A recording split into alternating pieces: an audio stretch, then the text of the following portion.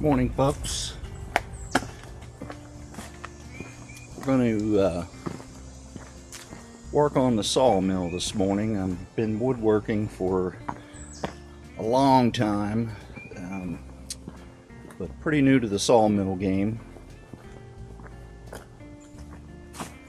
I really haven't done much videoing. This is going to be my first attempt at putting together a video. Bought a new camera. Got the Insta360 X3. I'm kind of hoping that I can use the 360 action camera to keep from. I just don't like running around, moving cameras, and trying to take different shots. And I'm hoping with this 360 camera that I can pull different shots without having to do a lot of running around. But we'll give it a try. We'll see how it's gonna work out. Of course, first thing that happened this morning, my wireless mic died on me, so I'm back to using the AirPods. Got quite a mess out here this morning. The weeds are getting out of control. I'm trying to get some of this log pile cleaned up. We've got had a couple storms here the last 2 days. It's been hot, 95 degrees the last 2 days. Supposed to be 95 again today. Not sure how long I'll last. I'm only going to try to get a couple logs sawed up here this morning. I've got a pile of poplar, black cherry, and white ash. I've cut up some of it. There's a few boards I cut the other day. But got quite a mess out here this morning. But we'll see. We'll get it going. I'd go get the gear, go get my saw, the other tools, and we'll be back in a few minutes. I'll give you a quick rundown on the sawmill and what we got going on here. Alright, I'm back. It took a little longer than expected. I forgot after I built this log bed and remounted the sawmill, which is essentially a chainsaw mill, but it's really essentially just a large jig, and you'll see how it works here. Plenty of videos out there on this particular product, but I'm going to give you my rundown on it. This is but what I was saying was these log lifters, it's where the log set, after I moved it, you have to go back and recheck those just to make sure they're the proper distance away from the chainsaw bar, so you get the proper thickness of wood based on the gauges. So this is a Logosol F2 Plus. Comes out of Sweden, so all of the specs and everything, they do give you standard English measurements, but typically all the measurements are metric. So this is a 4-meter machine, so it can do about a 12-foot log. Now they can be extended pretty much indefinitely in either 3-meter or 1-meter sections. I would like to add the 1-meter to the left here so that I can do shorter logs without having to put them on a jig. Right now, due to the distance of the log lifters, I have to have at least a 7-foot log to put on this thing, so without building a jig to put in between them, which I'd prefer not to do. But this thing can do, right now I can do a 12-foot log, and think at 2,645 pounds is what they rated at. So it's been working pretty good. Like I said, I'm a novice at the sawmill game. I've been woodworking for many years, but I enjoy it. I want to be able to take lumber, reclaim lumber or reclaim wood from cutting it down, milling it, drying it, and then doing the whole woodworking process. So that's my angle, and that's what I'm planning on doing. I'm retiring here in a couple of months, so this is what I want to do. Tired of doing the same old thing, and I want to do something different. This is what I'm going to do.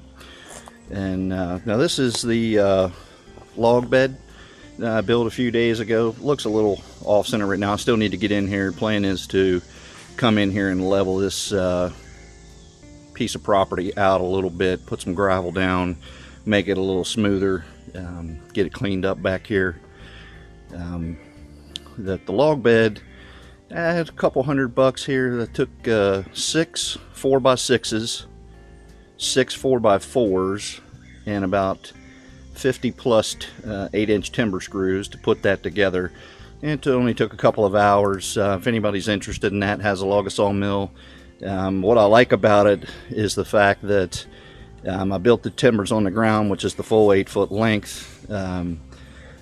Measured all that out for the proper width, have it all drawn up in SketchUp. You know, can put PDF plans out on my Etsy site if you're interested. What I like about it is the ground timbers give a good place for the mill to sit, raises it up a little bit. I'm a tall guy, so raises it up a little bit for me, which is very handy. I'm running a steel MS661C with a 28-inch bar and an Oregon ripping chain, which comes standard at 10 degrees angle of cut on the tooth. I'm kind of tweaking that right now. I'm running it at 12.5 degrees, may bump it up a little more. Believe it or not, the chainsaw mill leaves a smoother cut than most of the bandsaw mills I've seen. Unfortunately, using a 10-degree ripping chain, it's a lot slower. Now, I could put a regular 30 or 35 degree chain on there and blast through it, but then you're back to leaving a rougher cut, having to take more off when you finish the lumber. You're already losing a 1/4 inch with a chainsaw compared to 1/8 inch with a bandsaw. Now, this is the bar nose attachment. You can do out to a 28-inch bar with the bar nose attachment. You can put a longer bar on this, but have to take the chainsaw bar nose steering off. Pretty happy with it so far. I've cut maybe a couple hundred board feet of poplar and white ash. Just still getting used to it, learning all the ins and outs. But it's been fun so far. Right now, I don't have. Right now, I am pushing the saw manually, which is the way it was intended to do originally. But they've come out with a crank system and a chain to be able to stand back here and crank it. I've actually ordered that well over a month ago. Contacted the company again yesterday, and what I was told is that they're having production problems.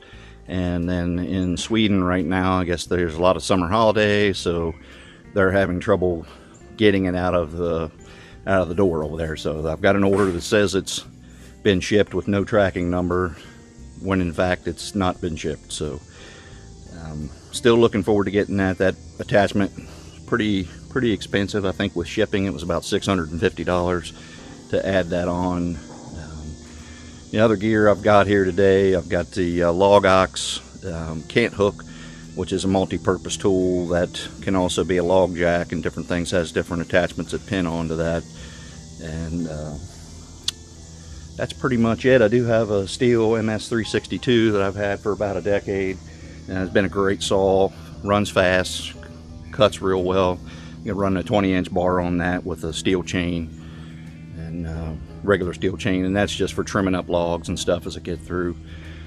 So today I'm gonna pull some of this junkier stuff out of here. I've got some of the ash and poplar.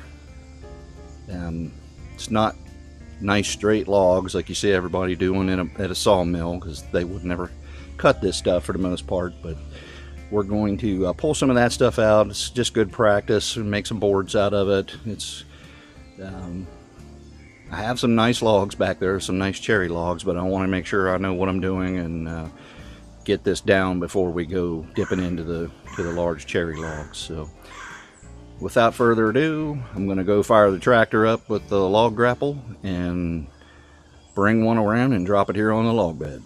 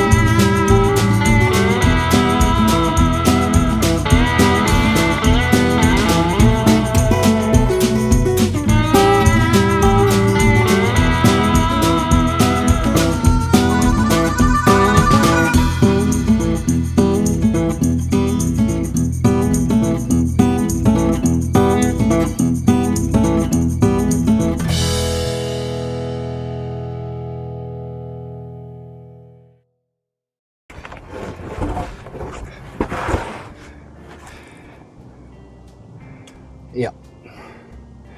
This one's got some wormholes in it. So it might be definitely this one and that one, I think. I think those are going to be the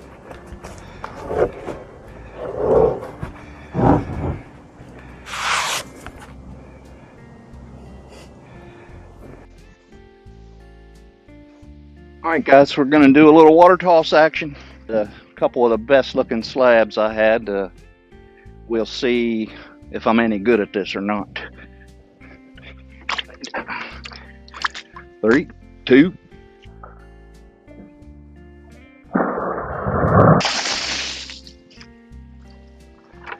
Pretty good. Well, that's a pretty good looking piece of wood. Let me run over here and grab another bucket full of water and I'll be right back. Well, it looks like I got so much coverage on the first one, it got half the second one, but let's see, here we go. 3, 2.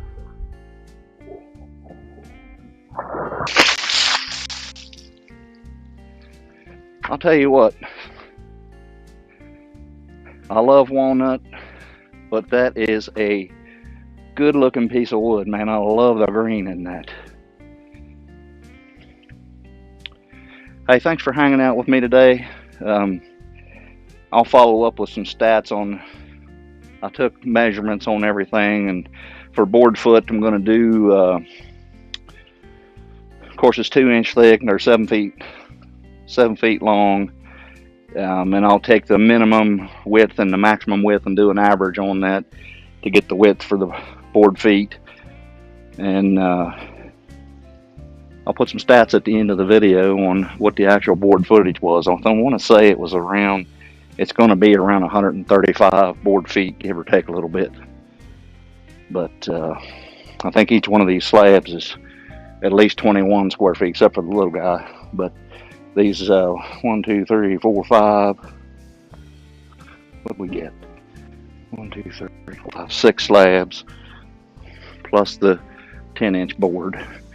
Anyway, thanks for hanging out with me today.